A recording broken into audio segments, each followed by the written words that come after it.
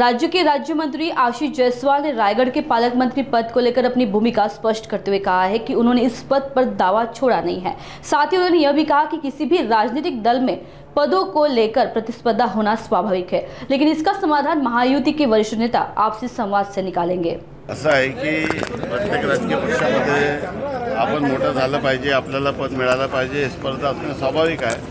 परंतु अशा कुठल्याही पद्धतीच्या प्रश्नावर आमचे जे महायुतीचे नेते आहे ते बसून आपसात मार्ग काढतील।